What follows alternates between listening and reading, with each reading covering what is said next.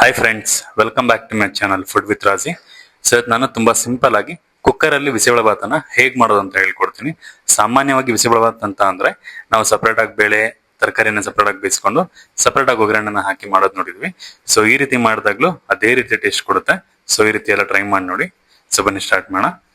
So ಮೊದಲನೇದಾಗಿ ನಾನು 1 glass ಅಕ್ಕಿ ಮತ್ತು 1 ಗ್ಲಾಸ್ ತೊಗರಿ ಬೇಳೆನ ವಾಶ್ ಮಾಡ್ಕೊಂತಾ ಇದ್ದೀನಿ. ಸೊ ನೀವು ಅಕ್ಕಿ ಎಷ್ಟು ತಗೊಂಡಿರ್ತೀರೋ ಅಷ್ಟೇ ಪ್ರಮಾಣದಲ್ಲಿ ತೊಗರಿ ಬೇಳೆನ ಕೂಡ ತಗೊಳ್ಳಿ, ಇಲ್ಲ ಅಂದ್ರೆ ಟೇಸ್ಟ್ ಅಲ್ಲಿ ವ್ಯತ್ಯಾಸ ಆಗುತ್ತೆ. ಸೊ ಯಾವುದೇ ಕಾರಣಕ್ಕೂ ಅಕ್ಕಿಯನ್ನ ಜಾಸ್ತಿ ಹಾಕೋದು ಅಥವಾ ತೊಗರಿ ಬೇಳೆನ ಕಮ್ಮಿ ಹಾಕೋದು ಮಾಡೋದಕ್ಕೆ ಹೋಗ್ಬೇಡಿ. ಎರಡನ್ನು ಒಂದೇ ಪ್ರಮಾಣದಲ್ಲಿ ಹಾಕಿ ನೋಡಿ. ಸೊ ಅದು ವಾಶ್ ಆದ ನಂತರ ನಾನು ಒಗ್ಗರಣೆನ ಹಾಕೊಂತಾ ಇದ್ದೀನಿ. ಒಗ್ಗರಣೆಗೆ ನಾನು ಸಾಸಿವೆ, ಗೋಡಂಬಿ ಮತ್ತು ಸ್ವಲ್ಪ ಈರುಳ್ಳಿಯನ್ನು ಹಾಕಿ ಫ್ರೈ ಮಾಡ್ಕೊತಾ ಇದ್ದೀನಿ. ಈರುಳ್ಳಿ ಕಲರ್ ಸ್ವಲ್ಪ ಚೇಂಜ್ ಆಗೋವರೆಗೂ ಎಲ್ಲವನ್ನು ಫ್ರೈ ಮಾಡ್ಕೊಳ್ಳಿ.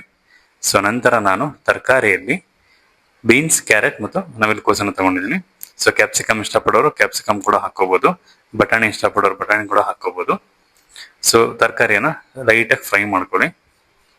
ಸೊ ನಂತರ ನಾನು ಬಿಸಿಬೇಳೆ ಪೌಡರ್ನ ಹಾಕಿ ಲೈಟಾಗಿ ಫ್ರೈ ಮಾಡ್ಕೊತಾ ಇದ್ದೀನಿ. ಮತ್ತೆ ರುಚಿಗೆ ತಕ್ಕಷ್ಟು ಉಪ್ಪನ್ನ ಹಾಕ್ತಾ ಇದ್ದೀನಿ.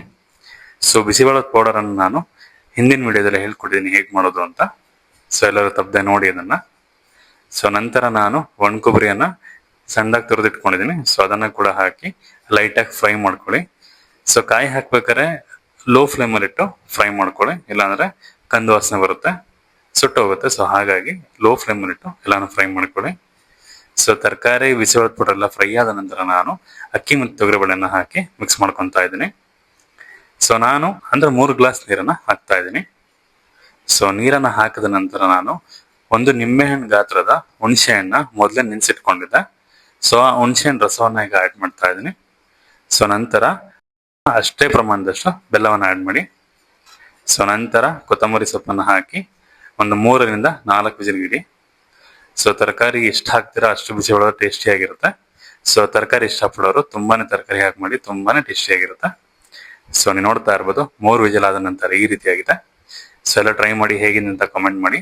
ಸೊ ಇದೇ ರೀತಿ ಸಿಂಪಲ್ ರೆಸಿಪಿಗಳನ್ನ ಹೇಳ್ಕೊಡ್ತಾ ಇರ್ತೀನಿ. ಎಲ್ಲರೂ ತಪ್ಪದ ನನ್ನ ಚಾನಲ್ನ ಲೈಕ್ ಮಾಡಿ, ಶೇರ್ ಮಾಡಿ, ಸಬ್ಸ್ಕ್ರೈಬ್ ಮಾಡಿ.